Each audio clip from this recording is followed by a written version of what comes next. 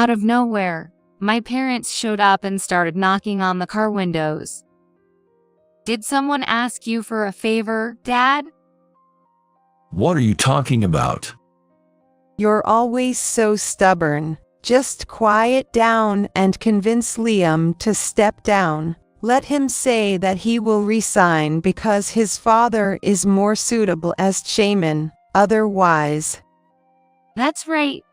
These people had teamed up with my in-laws to oust my husband, Liam, from his position as the next shaman. And then, suddenly, I noticed my mom holding something like a crowbar in her hand. She swung it high and then crash. The window shattered with a loud noise. They said a suicide note was found in Liam's car, which had fallen off a cliff, and I was stunned for a while.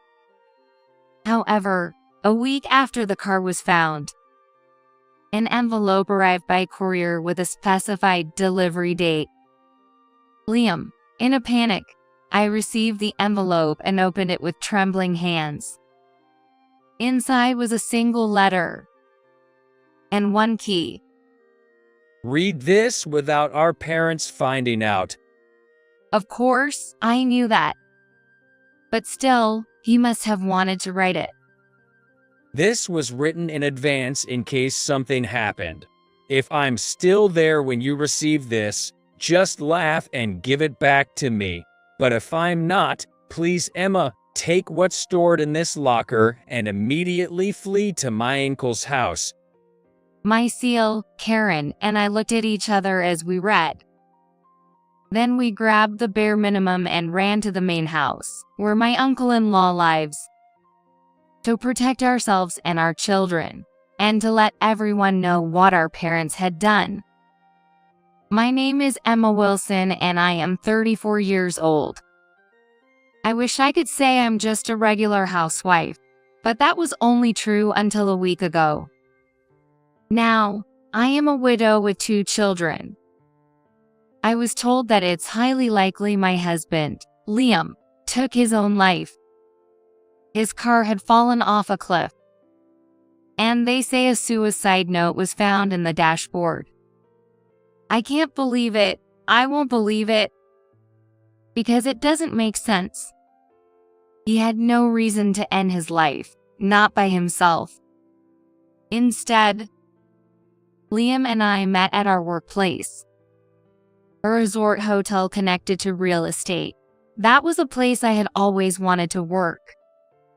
As a child, I was captivated by a large and beautiful hotel I was invited to by my parents' acquaintance.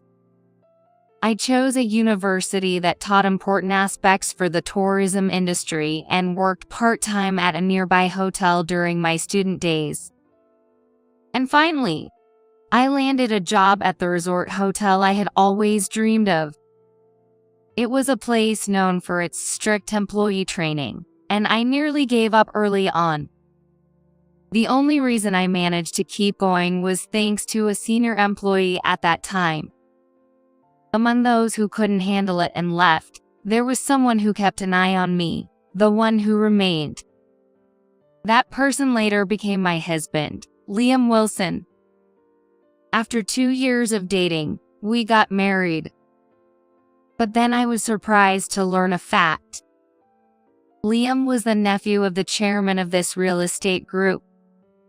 It seemed that eventually, he was to become a part of the upper management of the group, but at that time, he was still training as an employee at the resort hotel. After our marriage, he moved from the hotel to real estate, starting to show his face around his uncle, the chairman. Originally, this group was a local real estate business that expanded significantly after the war. The current chairman, the second since the group was established, was credited with much of this expansion. Thanks to convincing his parents during the bubble economy period, they suffered less when the bubble burst. Later, they ventured into resort development, which was also steadily progressed. However, things started to get tricky around the chairman after he fell ill last year. This was because the chairman had no biological children to inherit his position. It was Liam whom the chairman nominated as his successor. And this decision shortened Liam's life. I was stunned and struggled to accept the news of Liam's death from the police. During this time, my in-laws kept calling non-stop. Emma, something terrible has happened to Liam, hasn't it? Terrible? Is that how they sum up their son's situation with such a simple word? Hey, Emma, it's going to be hard on your own from now on. Why don't you come to our place? Right, with Liam gone, it's going to be financially tough, won't it? My Phil and Mill alternated with such remarks. Feeling angry at their words, I replied, I can't think about the future right now, and hung up. I thought to myself, what now? After all, I had only met these in-laws twice before. Once to announce our marriage and then on the wedding day. Even when our son and daughter were born, they didn't show their faces. Yes, Liam was avoiding his parents. That is, my in-laws. Liam had this to say when I wondered about my in-laws' attitude at the time of our marriage. Those people are scum who don't even try to work for themselves. Liam's parents currently hold certain positions within the Wilson Real Estate Group. But that's just to keep them from doing anything. Liam told me about his parents. Apparently, unlike his talented uncle, everything they do tends to backfire on the group. So, they're given a position without work to keep them from meddling too much. They go on trips under the guise of inspections. Then, didn't you get to travel with them, seeing various places? Liam laughed it off. Karen and I were always left behind in our vast house. Liam has a sister named Karen. She married a man with no ties to the group and lives in the city where he works. Liam got along strangely well with Karen's husband, James White. Whenever James was nearby for work, he'd go out of his way to see Liam. Karen would say things like, I'm jealous of the brotherly love, about the way those men interacted. Yes, the siblings got along well. And both had a strained relationship with their parents. But it's fine for me. Once I got married and moved away, I couldn't care less about them. Karen said nonchalantly. But my brother is involved with the group. And what does that mean? Our parents know they're the black sheep of the group, so they hate seeing my brother who's doing well. Is that how it is? That's how it is with us. But your family is different, right? Not at all. Indeed. I don't have a good relationship with my own parents, too. Well, it was good when I was a child. As an only daughter, I thought I was loved to a certain extent. But their true nature showed when I was in college. Quit college and come back home. I suddenly received such a message. The reason was a marriage proposal.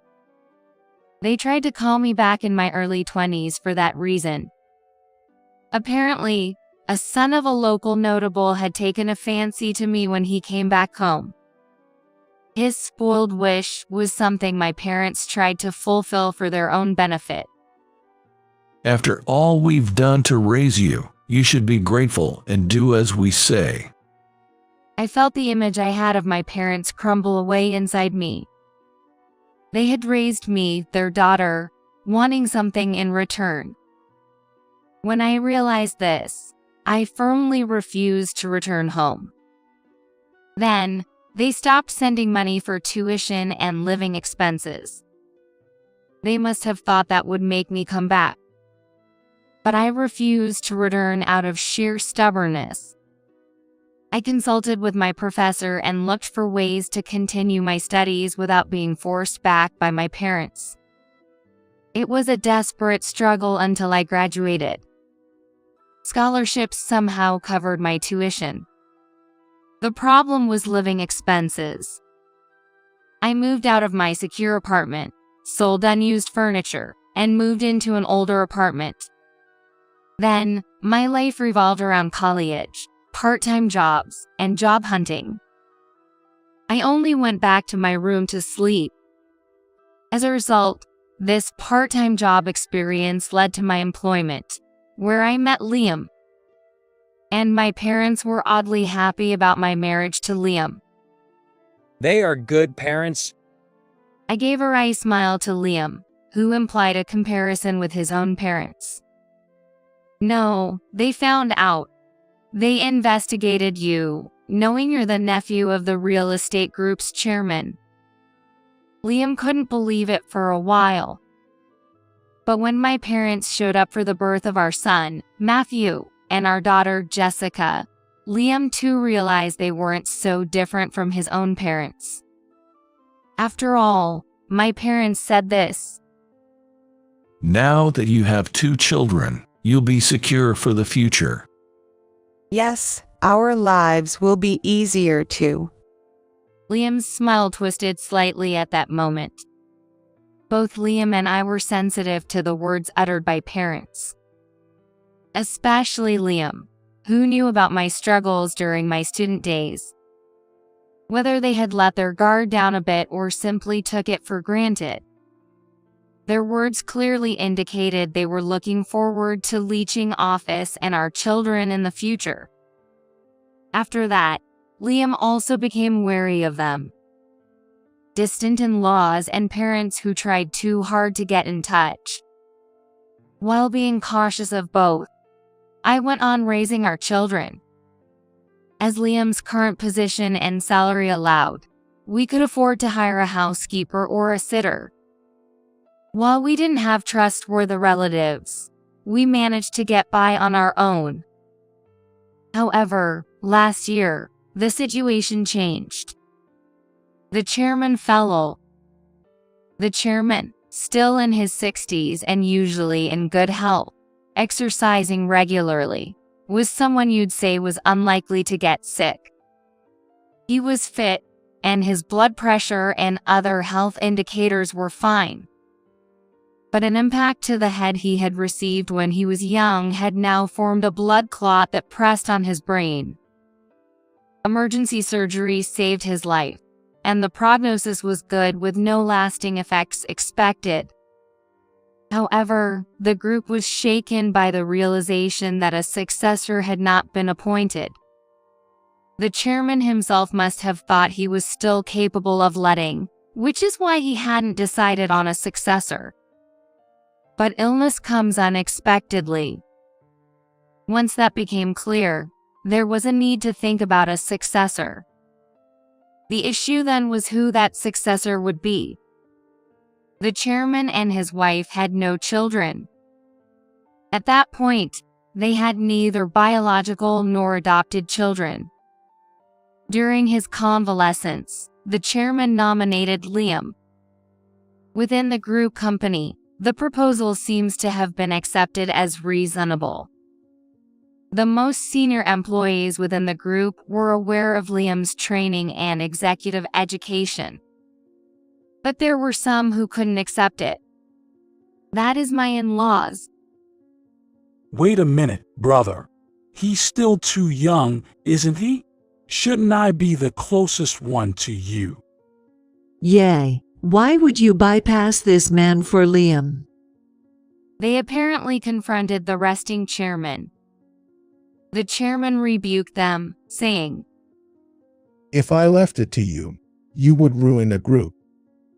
And he clearly explained his reasons for choosing Liam. But then, the pressure turned towards Liam. Resign, say you're too young and want your parents to take over instead. It was clearly a threat. What started as please turned into do something, or else.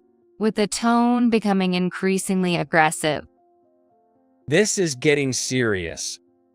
What do you mean? If I leave them be, they might harm me, you, or even our kids. Really? At first, I wondered if they would go that far. They'll do anything. Liam spat out. I've never thought of them as my parents, and they probably don't think of us siblings as their children. No, that's not right. To them, children are just tools to generate benefits for the parents. It's the same with my parents. No, your parents are better than mine. Liam shook his head. Their level of scumminess is worse. While Emma's parents are just clinging to potential profits, those people try to take the profit itself. What should we do then? I flinched at the word take. A family filled with love and trust that I had finally gained. I didn't want anyone to get hurt. I have an idea. First, we'll make sure the apartment security is tight against any intruders. So, Emma, please protect the kids when you go outside. Can I handle it alone? I'll ask my uncle to hire a security firm. They'll discreetly guard you when you're out. I nodded in agreement. From then on, I chose places crowded with people whenever I took the kids out. I also actively participated in gatherings with other moms, which I usually hesitated to do. Being in a group, I figured, would make it harder for anyone to try anything. But even then, there was an attempt to kidnap my kids. It happened while we were all playing in the park. I was supposed to be watching the kids with some mom friends. A plump middle-aged woman, seemingly out for a walk, suddenly picked up my daughter and ran. The security guard, who had been guarding us from a distance, quickly intervened. However, the woman who tried to take my daughter ran off with surprising agility. We never found out who she was or why she did it. It's a scary world out there. Everyone, please be careful, was all that was said. We agreed that we needed to be vigilant against both money-motivated crimes and pranks. But I had overlooked one thing. Hello. I ran into my parents in the apartment parking lot. It was right after shopping with my kids, as we were about to exit the car. I hurried back into the car and locked it in a panic. Thump, thump, my parents knocked on the car window forcefully. Mom, why are Grandma and Grandpa doing this? I'm scared, Mom. I cracked the window just enough to speak with my parents, though I really didn't want to open it at all. Without that, however, communication was impossible. What do you want? Hi, you finally opened up. Well, Emma, could you talk to Liam for us? What are you talking about? You know, it just seems a bit off for young Liam to become the next chairman. Isn't that out of order? A chill ran down my spine. Could it be that these people were... Did someone ask you for a favor, Dad? What? My dad played dumb. And then my mom said, You're always so stubborn. Just be quiet and convince Liam to step down. He should say, it's better if my father takes over as the chairman, and I will resign, or else. In my mom's hand was something like a crowbar. And just as she swung it back, crash, the window shattered with a loud noise. The kids started screaming. Then, my mom reached her hand through the broken window. Get down, you two! I yelled to the kids and started honking the horn repeatedly, signaling for the security guard who must have been somewhere around. Sure enough, I heard the sound of several men running towards us, Damn it. With a click of their tongues, my mom and dad immediately left the scene, jumping into a nearby car and speeding away. "Are you all okay?" the security guards asked us. "I'm fine, but my kids." We're okay, Mom. My son responded loudly. Still, it was certain that shards of glass had rained down on them. "We'll head back to our apartment right away. Could you please accompany us to the entrance?" The guards agreed and escorted us. The building manager was shocked by our situation and promised to ensure strict vigilance against external intruders. And when Liam came back home that night, I told him about the incident. Of all people, my parents. Yay, my parents must have been roped in with promises of good positions if they could make my dad chairman or something. It's possible. It's a very possible deal. Why do our parents have to be such people? This is seriously bad. I'll go to my uncle's place and ask if he can hide you guys for a while. To your uncle?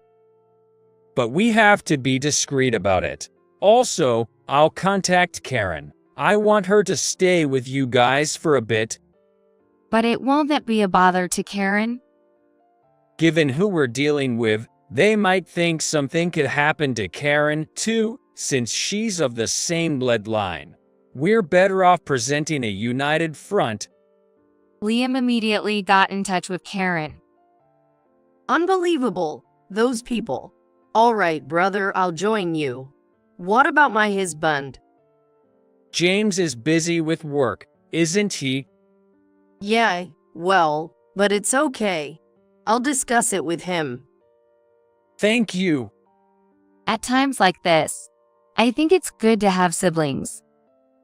And Karen came to our house the very next day. After I explained the situation to James, he said there's something he wants to look into and will join us later. Is that so? James is really reliable. Well, he's the man I chose. We felt a momentary relief and laughed together. But then, the next day, we received that phone call from the police. Liam Wilson's car was found at the bottom of a cliff. I couldn't immediately comprehend what that meant. Excuse me, what does that mean and how? I am sorry. He was just brought into the hospital. I couldn't fully grasp the rest of their words. I could hear someone speaking from the other side, but I couldn't react right away. Karen, taken aback by my reaction, took over the conversation for me. After that, it felt like I was merely being led around by Karen, from one place to the next. We went to the police station, confirmed the details, and were handed an envelope that was found in the dashboard. A suicide note.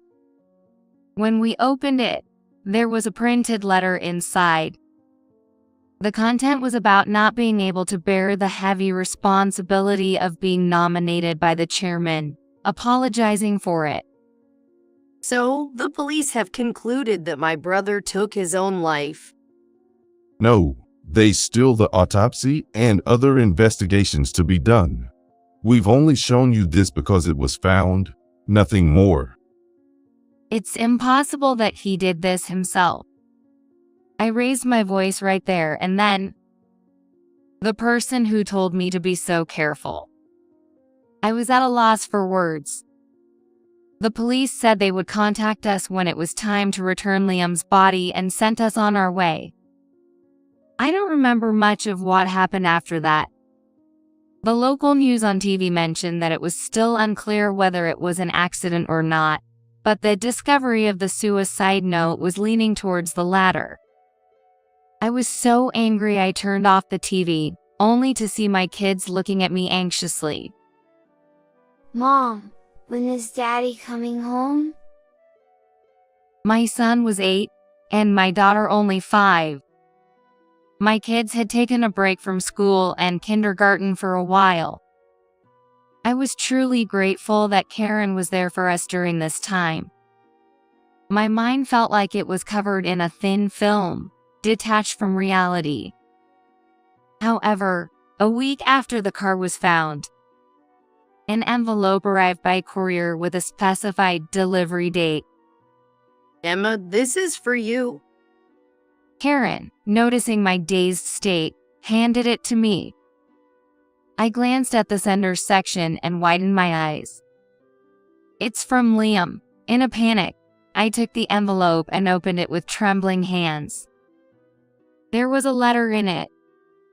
And a key. Read this without our parents finding out. Of course, I knew that. But he still felt the need to write it. This was written in advance in case something happened. If I'm still there when you receive this, just laugh and give it back to me. But if I'm not, please Emma, take what's stored in this locker and immediately flee to my uncle's. Karen and I looked at each other as we read. Then, in a rush, taking only the bare minimum, we took the kids and all got into Karen's car. My car had been under repair since that incident. I wasn't confident driving a replacement car to my uncle's in the next state. So, we relied on Karen. Leave it to me, but wear a hat and a mask. Karen said with a smile. And then, we drove non-stop. We were on edge until we reached the main house in the next state. We thought security might be nearby. Still, with everything that happened to Liam, we were worried something might happen to the car too. Having informed Liam's uncle that we were on our way, we parked the car on the property and ran towards the main building.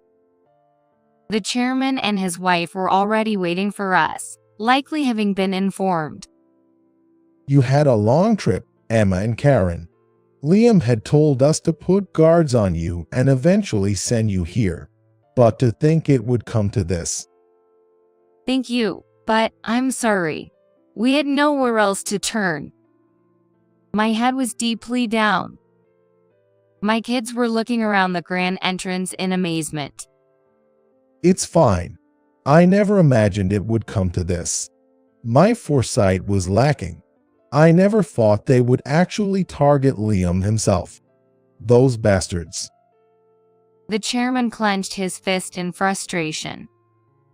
We were then led to a spacious living room. It was a room with a calm and warm atmosphere. His wife instructed the housekeeper to guide the children to a corner of the room and bring them some snacks. Thank you so much. It's all right. You'll want to keep your kids within your sight right now, won't you? Yes. I didn't want to take my eyes off them for a moment. But the discussion we were about to have was not something I wanted the children to hear directly. That guy's has always been rotten to the core, but it was hard to exclude them from the group without a decisive reason. Letting them swim around led to this mess. It's not your fault, Uncle Richard. My parents were involved in this situation too. Liam and I both had terrible parents. If this had happened, we should have adopted Liam much earlier. His wife, Carol, muttered. The chairman suddenly looked up. That's it. Call the lawyer right now. What, Uncle Richard? I don't want those children to end up like Liam. The chairman made me a proposal. After the autopsy, Liam's body was brought to the chairman's house. It was for a private funeral and a memorial service within the group company. I attended the memorial service for Liam with the children, acting as the chief mourner. My parents were there too, shamelessly sitting in the row reserved for family and in-laws. His bosses and colleagues, all bewildered and saddened by Liam's sudden loss, were in attendance. He was truly a good employee. We had looked forward to his future within the group. Thank you. Liam would have been honored to hear that. I repeated these words mechanically. His friends and colleagues cried over the unexpected loss. Liam had been surrounded by genuinely good people. Yet, when it came to his parents, after the memorial service, the chairman gathered the family, in-laws, and executives at his house. The spacious gardens and halls were crowded with many people. Among them, a man rushed in. There you are. It must have been just after he arrived. Karen's husband, James, clutching a bag tightly, ran towards us. Sorry I'm late, Karen, Emma. I get held up with some things. But having the memorial service and general meeting on the same day helped. I managed to make it work. James grinned. I'm returning these to you. He took out a set of documents and a USB drive from his bag. Is everything all right now? These were from the locker indicated by the key we had received earlier. As we dashed away in Karen's car, we had asked James, who joined us along the way, to make copies of the documents and the memory stick and send them to us. The copies were given to your lawyer, right? Yes. That's good. We absolutely needed the originals here. I nodded emphatically. At the general meeting that began shortly after, the chairman spoke in front of everyone about the incident and expressed his regret over losing Liam, who was the designated successor. When he finished his story, the chairman introduced a new point. It's truly tragic, and I believe I made a mistake in one aspect. He called for me and my 2 children to his side. My children looked scared, surrounded by a sea of adults, almost on the verge of tears. I reassured them from behind, whispering it was going to be okay. Therefore, I've decided to appoint my new children, Matthew and Jessica, as the next successors. They are Liam's children, but I have adopted them both. The crowd murmured in surprise. Many of you might be shocked. However, I believe that the tragedy occurred because Liam remained merely an FU, right? At his words, everyone's gaze shifted towards my in-laws. What are you saying, Richard? Can I say that here? Yes, it is. He took his own life, didn't he? A suicide note was found. Probably couldn't handle the pressure given to him. Oh, seems like you still have more to say. Yes. So, these kids are your adopted children now, and you're putting them under unnecessary pressure again. Who knows, since they're your grandchildren, maybe they won't feel such pressure. My Phil grimaced at this. Actually, Liam didn't take his own life. The chairman declared firmly. The attendees buzzed at the words. What are you saying? A suicide note was found in the dashboard. No such thing has been announced anywhere, has it?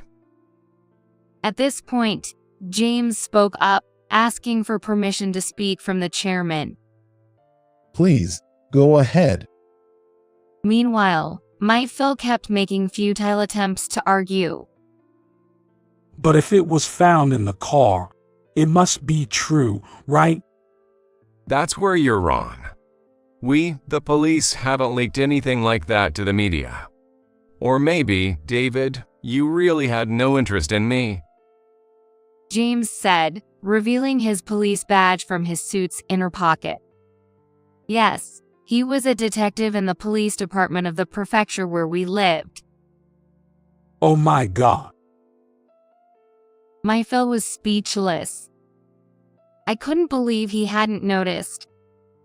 I remember Karen saying they hadn't been in contact since she started her job. And even their marriage was only reported briefly. But one would think parents at least will be interested in his son-in-law's profession. That's just the kind of person he is. Karen muttered. I could only provide evidence for the investigation as a police officer. James explained it. The police had been closely investigating the car pulled from the cliff from the beginning. They noticed early on that the brakes had been tampered with. This tampering occurred on the day Liam sent the letter by courier. On that day, Liam first went to place something in a locker at the station, then went to a convenience store inside the station to send a letter to Emma. That's when he took a little time. It was then that the brake system was tampered with. However, the situation didn't become critical immediately. On his way to this house, Liam encountered a road with several winding paths. Do you know it? A small voice starts to rise from around the place. Murmurs of agreement rose from the crowd. An intentionally reckless driver came along. And as you know, this road isn't always wide. Indeed, in rural areas, it's not uncommon for frequently used roads to be unexpectedly narrow. Caught in a situation where he had to use the brakes subtly because of the reckless driving, Liam likely realized too late that the brakes were failing. So, that's what happened. Though he spoke vaguely, his implication was clear to all. Yes. And the police have identified the driver from Liam's dashcam footage and have already detained them. James said, smiling warmly at my in-laws. But how are we related to that? It turns out the aggressive driver was just a hired hand, and the investigation into the direct employer is ongoing. However, David, you are going to be charged with a different case. A different case? Yes. The case of embezzlement you've been involved in for years. Liam had been quietly investigating that matter. And this is the evidence. At that moment, multiple projectors, seemingly operated from elsewhere, lit up every wall in the room with various documents. For now, you'll be arrested for this embezzlement case. Then, the door at the back opened, and police officers entered the room. And then, James glanced briefly at me, then turned his gaze in another direction. over there, you two. What was? My parents started to rise from their seats. There's a warrant out for your arrest for vandalizing Emma's car. What? But that's just a family matter. My mom exclaimed. I confronted her sharply. A parent who smashes a car window with something like a crowbar, indifferent even if glass shards fall on their grandchild's head? I glared at my parents as hard as I could and said with all my strength, "You're not my parents." My parents slumped back down. Well, then what happened? My in-laws, arrested for embezzlement, confessed during their interrogation to plotting against Liam, adding to their charges. My parents, too, were charged with property damage and for aiding and abetting my in-laws' scheme. The local media were the first to leak the story, with regional newspapers and local news broadcasting it. Of course, that wasn't the end of it. Given the sensational nature of the crime and the fact that it involved actual parents conspiring together, it became fodder for national news and talk shows. In today's era, that's not all. They were marked with a permanent digital footprint. Even if they were released, what could they possibly do? Well, that's none of my concern. Since then, we've been living in Uncle Richard's house, given a room of our own. Richard's wife, Carol, adores the two new children, perhaps spoiling them a bit too much. Since she wanted children but didn't get them, She takes good care of them. But for now, I think it's okay. My 2 children, who had just lost their father, had to transfer their elementary school and kindergarten. I regret having to drag my kids into adult disputes. However, considering their safety, this seems to be the best solution. As for the chairman, he insists on staying fit until the 2 come of age, dedicating himself to physical fitness every single day. Everyone, tea is ready. I spend my days in this house, taking care of my kids and keeping the 2 company. I'm not sure how much I can be of help to them, but for the sake of the children, I plan to live as fully as I can.